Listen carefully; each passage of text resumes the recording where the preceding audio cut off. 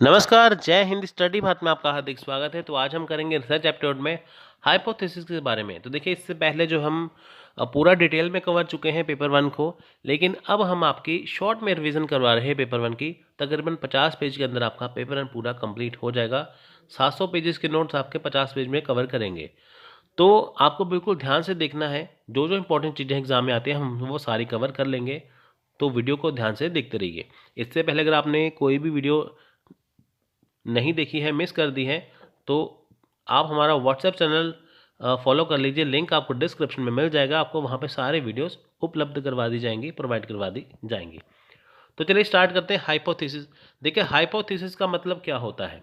Hypothesis is determine the validity of the assumption. The hypothesis is tested on the base of the information obtained from a sample. Hypothesis testing helps to decide on a sample data whether a hypothesis about population is likely to be true or false. अब देखिए, hypothesis क्या है। Hypothesis को हिंदी में कहते हैं परिकल्पना। यानी कि देखिए, जो हाइपोथेसिस का मतलब क्या हो गया कि जो आपके दिमाग की उपज है, यानी कि जो आपके दिमाग में चल रहा है। जब मान लीजिए आपने एग्ज़ाम दे दिया, तो आपके दिमाग में चल रहा होता है ना, यार मैं पास हो जाऊंगा या पास हो जाऊंगी या फेल हो जाऊंगा ना, क्या है। तो जब मान लीजिए आपने एग्ज़ाम दे दिया, आपका रिजल्ट आया, आपने ये सोचा यार मैं पास होऊंगा या फेल होऊंगा, पास होऊंगा फेल होऊंगा, कुछ भी सोचा। अगर आप पास हो गए तो आपकी हाइपोथेसिस सही होगी, अगर आप फेल हो गए तो आपकी हाइपोथेसिस गलत होगी। तो इसी प्रकार इसी तरह से देखिए, जब आप कोई भी रिसर्च कर लेते हैं, रिसर्च करने के बाद तो जब आप उसका सैंपल टेस्ट करते हैं, सैंपल टेस्ट करने के दौरान जब देखिए आप सैंपल चेक करते हैं ना, तो आपको अपनी हाइपोथेसिस के अकॉर्डिंग देख लेते हैं कि आपको कौन सा सैंपल चूज़ करना है, जिसके अकॉर्डिंग जो आपका जो डाटा है वो अच्छा हो। अगर जैसे मान लीजिए कि आपने हाइपोथेसिस के अंदर कोई सैंपल को टेस्ट किया, तो वो सैंपल जो होता है वो आपकी पूरी रिसर्च को जो क्या है, एक रिप्रेजेंट करता है। तो उससे जो आपका जो पूरा रिप्रेजेंटेटिव जो डाटा होता है वो सही भी हो सकता है, गलत भी हो सकता है। यानी कि आपको सैंपल ऐसा चुनना है कि जो आपकी हेल्प कर सके। हाइपोथेसिस में यही होता है ना कि जो हम चीज़ों को डिस्क्राइब करेंगे, जो हमारे दिमाग के अंदर है, हमें कैसे चीज़ को प्रेजेंट करना है, तो वो सही हो सकती है, गलत हो सकती है, ठीक है, वो चीज़ें। तो इससे पता चलेगा कि जो आपने रिसर्च कर ली है, जिस को दिमाग में रखते हुए आपने रिसर्च की है, वो सही होगी या गलत होगी। तो देखिए, नेक्स्ट है थीसिस राइटिंग या आर्टिकल राइटिंग। अब देखिए, थीसिस राइटिंग क्या होती है, आर्टिकल राइटिंग क्या होती है। थीसिस राइटिंग आपको मैं यहाँ पे बता देता हूँ कि जो थीसिस राइटिंग होती है, जब मान लीजिए आपने अपनी रिसर्च की है, पूरी रिसर्च को आपने एक रिपोर्ट बना ली। रिपोर्ट बनाने के बाद क्या किया, आपने इसे पूरा लिख लिया किसी एक जगह पे ऊपर। यानी कि जब आपने रिसर्च कर ली है, आपने उसे लिखा, आपने उसकी एक रिपोर्ट तैयार कर ली, जो बहुत ज़्यादा लॉन्ग डॉक्यूमेंट होती हैं, तो उसे बोलते हैं थीसिस। यानी कि किसी चीज़ के ऊपर आप डिटेल से लिखते हैं, विस्तार से लिखते हैं, तो वो उसे बोलते हैं थीसिस। दूसरी तरफ जो आर्टिकल राइटिंग होती है, वो बहुत देखिए शॉर्ट होती है। थीसिस देखिए बहुत लॉन्ग होगी ना किसी टॉपिक के बारे में। आर्टिकल राइटिंग बहुत ज़्यादा शॉर्ट होती है और ये लार्ज ऑडियंस को रिप्रेजेंट करती है। जैसे मान लीजिए कि कोई राइटर है, उसने अपनी न्यूज़पेपर में या मैगजीन के अंदर कुछ पब्लिश करना है, जो कोई एक सामाजिक मुद्दा हो सकता है, जैसे सोशल इशू हो सकता है, करंट इशू हो सकता है। वो छोटा सा होता है आर्टिकल राइटिंग, लेकिन होता सबके लिए, अवेयरनेस फैलाने के लिए है ना वो चीज़। तो जैसे आजकल क्या है, आजकल एआई का चल रहा है, आर्टिफिशियल इंटेलिजेंस का, कि इससे आप इसका कम इस्तेमाल करें, इससे बचा जा सके। तो क्या इसके ऊपर एक आर्टिकल आपको कहीं जगह पे मिल जाएंगे जो कि अवेयरनेस फैलाता है। तो थीसिस क्या होती है, किसी टॉपिक के ऊपर अगर आप रिसर्च करते हैं तो आपको वो पूरे लॉन्ग डॉक्यूमेंट बनाते हैं, पूरी जानकारी देते हैं, वो होते हैं थीसिस। आर्टिकल होता है शॉर्ट, जो एक स्पेसिफिक टॉपिक के ऊपर होता है, जो लार्ज ऑडियंस के लिए होता है। सो नेक्स्ट देखिए, टाइप्स ऑफ थीसिस। अब देखिए थीसिस के टाइप्स क्या है। देखिए, क्वालिटेटिव या क्रिएटिव थीसिस या और क्वांटिटेटिव थीसिस। अब देखिए, जो थीसिस होती है वो क्वालिटेटिव भी है, क्वांटिटेटिव भी है। क्वालिटेटिव क्या है कि जो आपने सर्च की है वो कैसी है, वो अच्छी है, बुरी है, वो क्या है। क्वालिटी में होता है ना कि जो आपने सर्च कर ली है वो दूसरों से कैसे अलग है। तो जो आपने सर्च की है उसकी लैंग्वेज कैसी है, इजी है और टफ है, वो क्या है। तो वो आपकी क्रिएटिव क्या है, आपने दूसरों से कैसे अलग सोच के क्या इसमें ऐड किया है, वो होती है क्वालिटी। जैसे हमारे ये नोट्स हैं यूजीसी नेट के, पेपर वन के आपको मार्केट में बहुत सारी बुक्स मिल जाएंगी, सबका लिखने का तरीका अलग है, लेकिन जो हमारे नोट्स है ये आपको कहीं नहीं मिलेंगे। तो इसमें क्या है, इसमें क्वालिटी है, इसमें आपको वो चीज़ें हैं जो आपको कहीं पे अवेलेबल नहीं करवाई जाएंगी। ये जो हमारे नोट्स हैं ये वाकई में ही नोट्स हैं, जो मार्केट में बुक्स हैं वो नोट्स नहीं होते, वो बुक्स होती हैं। तो हमारे भी नोट्स पेपर वन के अकॉर्डिंग है, बाकी के नोट्स भी पेपर वन के अकॉर्डिंग है। तो क्रिएटिविटी का तरीका हो गया ना, क्वालिटी का फ़र्क हो गया ना वो चीज़। तो ऐसे ही थीसिस भी इसके ऊपर बेस्ड होती है। तो नेक्स्ट है क्वांटिटेटिव थीसिस। क्वांटिटेटिव में क्या है कि आपके पास आपने डाटा कैसे कलेक्शन किया, कितने पेजेस की हो गई आपकी थीसिस, तो वो होती है क्वांटिटेटिव, जो क्वांटिटी में हो। तो देखिए यहाँ पे थीसिस लिखने में थीसिस के यहाँ पे देखिए पहला है इंट्रोडक्शन पार्ट होता है, जिसमें टाइटल पेज होता है, एब्स्ट्रैक्ट होता है, टेबल ऑफ कंटेंट्स होता है, लिखा होता है ना यहाँ पे। टाइटल पेज क्या होता है कि आपके किसके ऊपर बेस्ड है, एब्स्ट्रैक्ट होता है छोटा सा लिखा हुआ है ऐसे। टेबल ऑफ कंटेंट होता है कि यहाँ से यहाँ पेज तक कौन सा चैप्टर है, दूसरा चैप्टर कितने कितने पेज तक है, ये वो वाला। बॉडी ऑफ रिपोर्ट में देखिए क्या होता है, इंट्रोडक्शन होता है, पहले आपको इंट्रोडक्शन होती है कि आपने कोई क्या चीज़ लिखी है, लिटरेचर का रिव्यू होता है, मेथड क्या क्या अपनाए हैं, स्टैटिस्टिकल एनालिसिस होता है, कंक्लूजन होता है इसके बाद। ठीक है, ये सारी चीज़ें इसके अंदर आती हैं। तो क्वेश्चन एग्जाम में पूछ लेते हैं। तो देखिए नेक्स्ट है बॉडी ऑफ रिपोर्ट, यानी कि रिपोर्ट की बॉडी, यानी कि जो आपने रिपोर्ट तैयार की है वो कैसी है। हाँ, ये तो हो गया हमारा। नेक्स्ट है बिब्लियोग्राफी। बिब्लियोग्राफी में देखिए क्या होती है, the bibliography is a list of the publication used in thesis report. देखिए बिब्लियोग्राफी क्या एक लिस्ट है पब्लिकेशन में, जिसमें जो आप थीसिस रिपोर्ट करने के लिए, जैसे आपको मान लीजिए थीसिस आपने लिखी है, उसे पब्लिश करना होता है ना, तो बिब्लियोग्राफी वो होती है। The publication used for information about sources but not quoted in the report में include in the bibliography. Bibliography में राइट इनटू टू फॉर्मेट्स। अब देखिए जो बिब्लियोग्राफी है दो फॉर्मेट्स में लिखते हैं। बिब्लियोग्राफी देखिए एक लिस्ट होती है पब्लिकेशन में, जहाँ पे आपको अपनी थीसिस को रिपोर्ट करवानी होती है। थीसिस जो आपकी वहाँ पे रिपोर्ट होती है, यूज़ होती है, वो होती है बिब्लियोग्राफी। तो देखिए जो पब्लिकेशन होते हैं वो इन्फॉर्मेशन को यूज़ करते हैं, सोर्सेज को यूज़ करते हैं बिब्लियोग्राफी के लिए, उसके अंदर बिब्लियोग्राफी इंक्लूड हो जाती है। ठीक है। अपेंडिक्स। अपेंडिक्स क्या है, देखिए appendix is its name employs it's a track on part.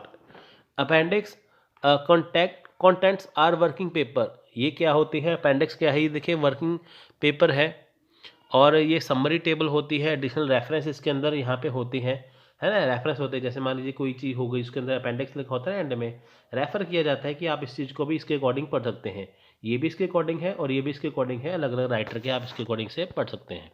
But इसमें देखिए क्या दर्ज नहीं होता, इसमें चार्ट्स होगी, ग्राफ होगी, इसमें वो चीज़ दर्ज नहीं होती। तो नेक्स्ट देखिए यहाँ पे है मैकेनिक्स ऑफ रिपोर्ट राइटिंग। आप रिपोर्ट राइटिंग को कैसे लिखते हैं, कौन से मैकेनिक्स है, आपको रिपोर्ट राइटिंग लिखनी है कैसे लिखनी है। फुट नोट हो गया, एंडिंग नोट, ठीक है। उसके बाद देखिए फुट नोट होती है, जैसे ये पेज है, इसके नीचे सब कुछ लिखा होता है, जिसमें नीचे दो तीन लाइनें एक्स्ट्रा लिखी होती हैं, कुछ कीवर्ड्स वगैरह होते हैं। हेडिंग होती है सबसे ऊपर, फिर होती है फिगर कि जो आपने बीच वाली चीज़ कैसे लिखी है। प्रूफ रीडिंग होती है, स्टाइल ऑफ राइटिंग होती है। स्टाइल ऑफ राइटिंग मतलब कि आप चीज़ को कैसे रिप्रेजेंट कर रहे हैं। जैसे आप देखिए हमारी जो स्टाइल ऑफ राइटिंग है, हमने यहाँ पे देखिए इस चीज़ को कलर किया है, इसे बोल्ड किया है, इसे रेड कलर में लिखा है, जो नया टॉपिक वो वाली चीज़। नेक्स्ट है टेबल्स। टेबल्स बनाए होते हैं, ठीक है। पेजिनेशन होते हैं, पेज के नंबर दिए होते हैं, सबमिशन होता है एंड में, ठीक है, सबमिट कर देते हैं उसे एंड में। तो ये होती है थीसिस राइटिंग का तरीका, या ये टाइप्स ऑफ थीसिस होगी, और इसको थीसिस राइटिंग का लिखने का तरीका। नेक्स्ट देखिए application of ICT in research. अब देखिए जो आईसीटी है, इनकी इंफॉर्मेशन कम्युनिकेशन टेक्नोलॉजी है, उसका आईसीटी में कैसे हम उपयोग करते हैं, कैसे यूज़ करते हैं। The term information and communication technology is more commonly used. ICT deal with the same ICT deal with the use of electronic computer and software to store, convert, process, retrieve, communicate and transmit information। देखिए ICT क्या करता है, जो आपका data है उसे electronic, जैसे आपका डाटा है वो कंप्यूटर के द्वारा देखिए उसे स्टोर भी किया जाता है कंप्यूटर के अंदर। जैसे मान लीजिए आपने कोई रिसर्च की है, आप अपनी पूरी रिसर्च को कंप्यूटर के अंदर स्टोर कर सकते हैं, कन्वर्ट कर सकते हैं वर्ड से PDF, PDF से वर्ड, और प्रोसेस कर सकते हैं, रिट्राइव कर सकते हैं। उसके बाद देखिए कम्युनिकेट कर सकते हैं और ट्रांसमिट कर सकते हैं, ट्रांसफ़र भी कर सकते हैं, ट्रांसमिट भी कर सकते हैं। It has prove to be very useful in the area like learning, higher education, research, innovation and so on. देखिए इनका प्रयोग बहुत जगह पे होता है। लर्निंग में अब देखिए जो आप लर्निंग कर रहे हैं इससे वीडियो से, ये भी आईसीटी का प्रयोग होगा ना। अब आप अपना फ़ोन का इस्तेमाल कर सकते हैं, फ़ोन का इस्तेमाल में आप ये वीडियो देख रहे हैं, है ना, वो चीज़। हायर एजुकेशन में होती है, देखिए कंप्यूटर जो लगे हैं स्कूलों में, वहाँ से मोबाइल्स के अंदर आप देख सकते हैं सारी चीज़ें, रिसर्च होगी, इनोवेशन, बहुत सारी चीज़ें इसके अंदर आती हैं।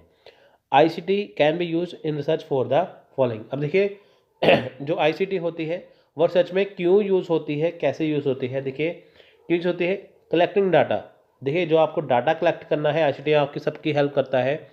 आपके पास कोई ऐसा टॉपिक है कि आपको कहीं पे जाने की ज़रूरत नहीं है, तो आपको सारा डाटा जो है वो इसी के अंदर मिल जाएगा। कलेक्ट कर सकते हैं, डाटा कलेक्ट कर सकते हैं, गूगल पे सर्च कर सकते हैं, आप हर एक चीज़ की जानकारी ले सकते हैं। डाटा को एक्सेस कर सकते हैं, आप डाटा को स्टोर कर सकते हैं, डाटा को प्रोसेस कर सकते हैं, डाटा को इंटरप्ट कर सकते हैं, इंटरप्रेटिंग कर सकते हैं, और कम्युनिकेट कर सकते हैं रिसर्च फाइंडिंग के साथ। देखिए ये चीज़ें इसके अंदर आती हैं, ठीक है। तो देखिए कितने सारे इसके हम प्रयोग कर लेते हैं इसके अंदर, है ना। तो बहुत सारी चीज़ें हम इसके अंदर कर लेते हैं। और रिसर्च फाइंडिंग्स का मतलब आपको यही हुआ कि आप जैसे कोई चीज़, अगर आपके पास कोई जैसे प्रॉब्लम्स आ जाती हैं, तो आप उसका आईसीटी के द्वारा आप उसका जो उसे सॉल्यूशन उसे कर सकते हैं, उसका हल कर सकते हैं, उसे सॉल्यूशन आपको उसका मिल जाएगा। तो देखिए नेक्स्ट रोल ऑफ आईसीटी। अब देखिए आईसीटी का रोल क्या है, आईसीटी क्यों ज़्यादा इम्पोर्टेंट, इसका रोल क्या होता है यहाँ पे। तो यहाँ पे आप बात करते हैं, देखिए इसका प्रयोग क्या है। Computers have an important role in research activity. अब देखिए जो कंप्यूटर्स हैं वो हमारे रिसर्च के अंदर बहुत ज़्यादा इम्पोर्टेंट रोल है। आजकल सारी जो चीज़ें हैं वो सारी की सारी कंप्यूटर के अंदर ही यहाँ पे होती हैं। सारी चीज़ें देखिए, सारी जो है कंप्यूटर के अंदर सारी चीज़ें होंगी। उसके देखिए an essential tool for research. अब देखिए जो जो टूल्स है, एसेंशियल टूल्स है रिसर्च के, वो भी आपको सारे अंदर इसके मिल जाएंगे। रिसर्च के रिगार्डिंग आपको क्या क्या चीज़ करनी है वो सारी चीज़ें आपको इसके अंदर मिल जाती हैं। उसके बाद देखिए यहाँ पे it led the way to a globalised information portal, example world wide web. अब देखिए इसमें जो वर्ल्ड वाइड वेब यानी कि www जो होता है, तो आप उसके ज़रिए आप कोई भी चीज़ खोज सकते हैं। जब आप देखिए कोई वेबसाइट देखते हैं, स्टार्ट में लिखा होता है ना www, ऐसे लिखा होता है ना स्टार्टिंग में, तो डॉट के बाद सारी चीज़ स्टार्ट होती है, वो वाली।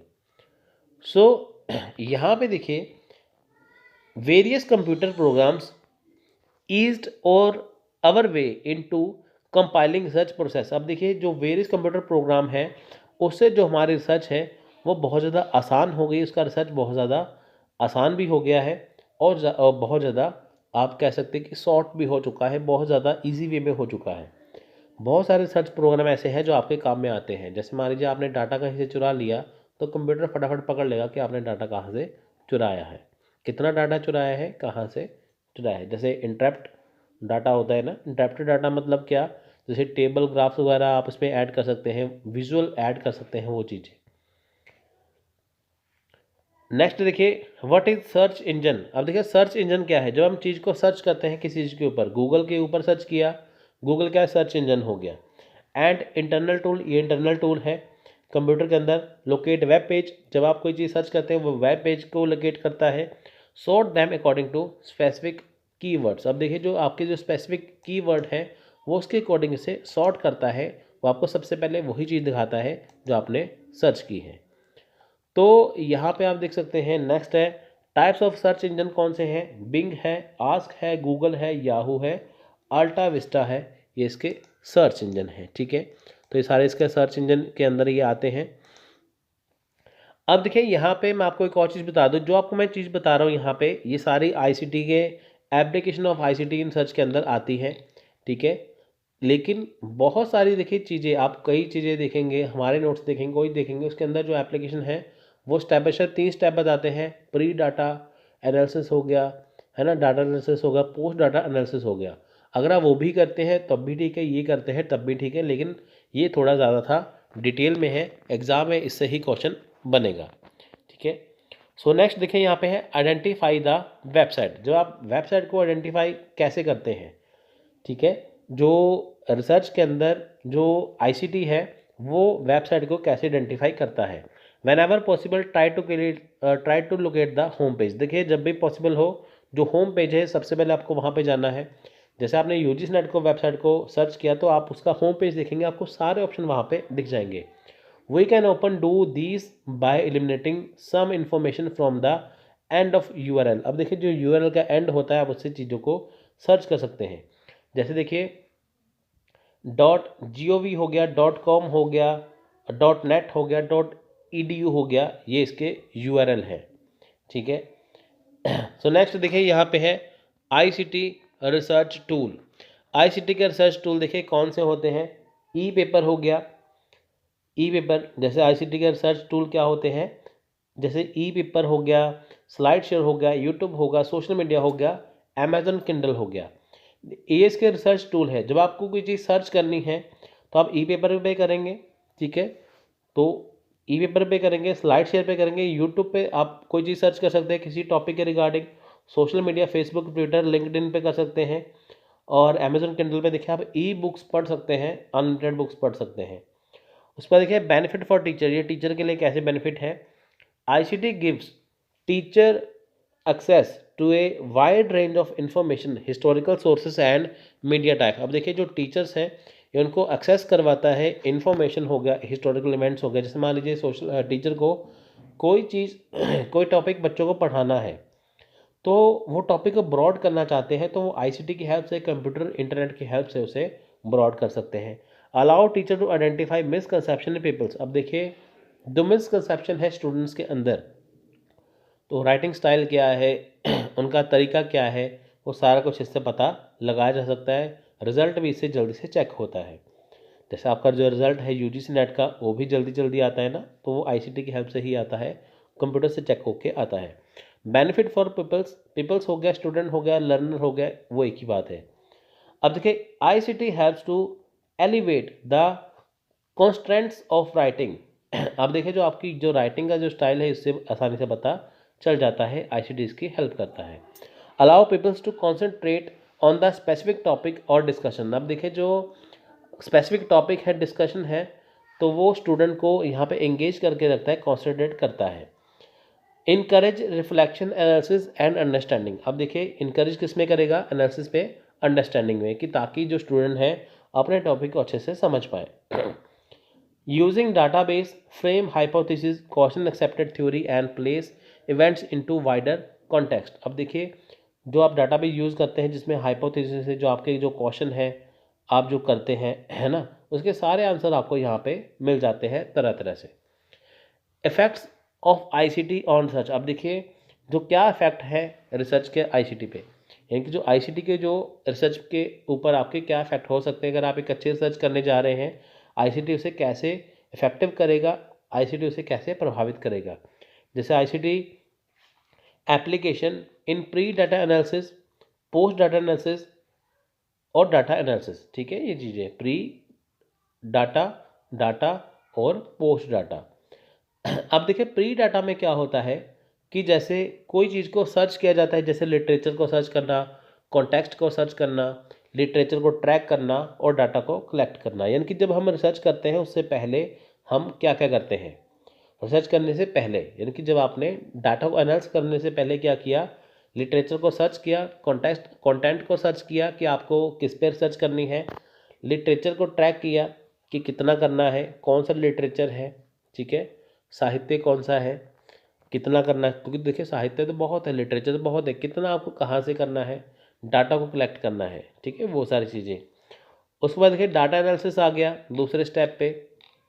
डाटा एनालिसिस में क्या हुआ, आपका जो डाटा है वो क्वांटिटेटिव है, क्वालिटेटिव है, वो चीज़ें इसके अंदर आती हैं। आपने कितना डाटा इकट्ठा किया क्वांटिटी के अंदर, क्वालिटी के अंदर क्या आएगा कि आपने जो डाटा इकट्ठा किया है वो किस लेवल का है। जैसे मान लीजिए कि आईसीटी के अंदर देखिए डाटा कलेक्ट करने के लिए क्वालिटेटिव के लिए एन वीवो हो गया, एटलस .ti हो गया, मैक्सोडा हो गया, SPSS हो गया, ठीक है, ये जो चीज़ें हैं ये आप इससे क्वालिटी इंप्रूव कर सकते हैं। ठीक है, तो पोस्ट डाटा एनालिसिस में देखिए कौन सी चीज़ें आती हैं, जैसे बिब्लियोग्राफी का रेफरेंस हो गया, आर्टिकल हो गया, प्लेगरिज्म डिटेक्शन हो गया, कि जो आपने चीज़ की है वो सही है, गलत है, क्या है, ठीक है। ये चीज़ें इसके अंदर आती हैं। कंक्लूजन क्या है, देखिए यहाँ पे कि use of ICT based research tools, research cycle और ड्यूरेशन कैन बी शॉर्टन। अब देखिए जो चीज़ सालों में होती थी वो महीनों में महीनों वाली, दिनों में दिनों वाली, हफ्तों में, है ना, महीनों वाली हफ्तों में, हफ्तों वाली दिनों में, दिनों वाली घंटों में, ऐसे चीज़ें हो रही हैं। जो आपका जो ड्यूरेशन है टाइम पीरियड का वो इससे बहुत ज़्यादा कम हो रहा है, जो कि अच्छी बात है। जो आपके रिसर्च 2 साल में कवर होनी थी वो आपकी 1 महीने में कवर हो रही है, 2 महीने में कवर हो रही है। With the use of ICT and the increased speed of research, more research article, thesis, dissertation, etc. can be produced। अब देखिए अगर आप ICT का प्रयोग करते हैं तो इससे देखिए जो आपकी रिसर्च की जो स्पीड है वो भी इंक्रीज होती है, इससे आप और ज़्यादा आर्टिकल, थीसिस लिख पाएंगे। Increase the knowledge contribution with in the research community. अब देखिए जो इसकी रिसर्च कम्युनिटी है, जो आपकी जो रिसर्च कम्युनिटी है, इसके अंदर आपको इसकी जो नॉलेज, जो इसकी नॉलेज है, ठीक है, उसे कंट्रीब्यूट करना, कि ताकि बाकी बंदे भी जो रिसर्च करने वाले हैं वो भी इसको जान पाए। More ever research quality can be improve as the use of certain ICT based application area. देखिए जो रिसर्च क्वालिटी है वो इम्प्रूव होती है इससे, ICT से। अब देखिए गवर्नमेंट इनिशिएटिव है for integrating ICT with research. अब देखिए गवर्नमेंट की इनिशिएटिव है कि जब आप रिसर्च करेंगे वो भी गवर्नमेंट की तरफ से कुछ ऐसी साइटें हैं, कुछ वेबसाइट हैं कि ताकि वो भी आपकी रिसर्च में हेल्प करती हैं। शोध Ganga, e Shodhsindhu, information and library network, INFLIBNET, N LIST, UABI, उस्तर Avishkar Yojana, impacting research, innovation and technology, imprint हो गया, ज्ञान हो गया, इनकी global initiative of academic network. तो इनसे क्या है, आप अपने रिसर्च में हेल्प ले सकते हैं अपने कोई भी टॉपिक के रिगार्डिंग। अब देखिए यहाँ पे रिसर्च एथिक्स क्या होती है। एथिक्स का मतलब होता है कोई चीज़ अच्छी है, बुरी है। The term ethics is derived from the Greek word ethos, which refers to behavior. According to Oxford English Dictionary, ethics are a set of moral principles that govern a person behavior or conducting of an activity। अब देखिए moral principal क्या है कि जब आप research करते हैं तो आपको अपनी रिसर्च जो है वो अपनी करनी है, किसी की चुराई हुई नहीं करनी, ठीक है। तो रिसर्च एथिक्स यही कहता है कि जो आपको करना है अपना ईमानदारी से खुद का करना है, किसी का चुराना नहीं है। फीचर्स ऑफ रिसर्च एथिक क्या है। Research ethic is based on the well accepted ethical and social value. अब देखिए इसमें सोशल वैल्यू हो गई, एथिकल्स वैल्यू इसके अंदर आती है। Research ethics has an universal application. देखिए ये दुनिया में हर जगह होती है, हर जगह होनी चाहिए। यूनिवर्सल एप्लीकेशन कहता है कि जो भी आपकी चीज़ है वो आपकी अपनी होनी चाहिए। अगर आप किसी की चुराई हुई चीज़ को अपना बताकर उसको छपवाने की कोशिश करते हैं तो आपके ऊपर एक्शन आ सकता है। Research ethics provide the legal, social, moral, economic and cultural limits. अब देखिए रिसर्च एथिक्स क्या है, ये लीगल हो गया। लीगल क्या हो गया, अगर आप किसी का काम चुराते हैं आपको सज़ा हो सकती है, जुर्माना हो सकता है। Social, moral value, economics value, इसकी एक लिमिट तय हो जाती है ना, वो चीज़ें। एथिक्स प्रिंसिपल देखिए क्या है, given the importance of ethics for the conduct of research, it should be come as no surprise that many different professional association, government agency and university have adopted specific codes, rules and policy relating to the research ethics। के बहुत सारी कंपनियां हैं उन जिनके special codes होते हैं, rules होते हैं जो इस पॉलिसी को अपनाते हैं। हम देखिए बहुत सारी कंपनियां हैं, बहुत सारे पब्लिकेशन हैं, वो कभी भी किसी का चुराया हुआ डाटा जो है वो इस्तेमाल करके छपवाती नहीं है, ठीक है। इसमें देखिए क्या है, ऑनेस्टी है, इंटीग्रिटी है, लॉयल्टी है, ऑब्जेक्टिविटी है, रिस्पेक्ट फॉर अदर है, बेनिफिट फॉर सोसाइटी है। आपको देखिए एथिक प्रिंसिपल देखिए, आपको ऑनेस्टी, ईमानदारी रखनी है अपने काम के प्रति, इंटीग्रिटी ठीक है, अखंडता रखनी है, लॉयल्टी रखनी है। लॉयल मतलब कि आप लॉयल होने चाहिए अपने टॉपिक के रिगार्डिंग। ऑब्जेक्टिविटी होनी चाहिए, जो आपने जो चीज़ का इस्तेमाल इसमें किया है वो आपके अपने हैं, ठीक है। अगर मान लीजिए आप किसी के चीज़ को चुराते हैं आप, तो आपको उसका वहाँ पे विवरण देना है, आपको उसके बारे में बताना है कि ये चीज़ इनकी है। रिस्पेक्ट फॉर अदर, जो आपके साथी हैं तो आपको उनका रिस्पेक्ट करना है। बेनिफिट फॉर सोसाइटी, आपको एक ऐसी रिसर्च करनी है जो सोसाइटी के लिए, सबके लिए ज़रूरी हो, सबके लिए बेनिफिट के लिए हो। तो ये था आज का रिसर्च का टॉपिक। तो हमने अभी टीचिंग और रिसर्च यहाँ पे ख़त्म कर लिया है, तो पूरा शॉर्ट में कवर किया है कि जिससे आपकी एग्ज़ाम की तैयारी बढ़िया हो सके। तो जल्दी से व्हाट्सएप चैनल फॉलो कर लीजिए, आपको सारे वीडियोस वहाँ पे मिल जाएंगे। तो मिलते हैं अगली वीडियो में, तब तक के लिए जय हिंद, जय भारत।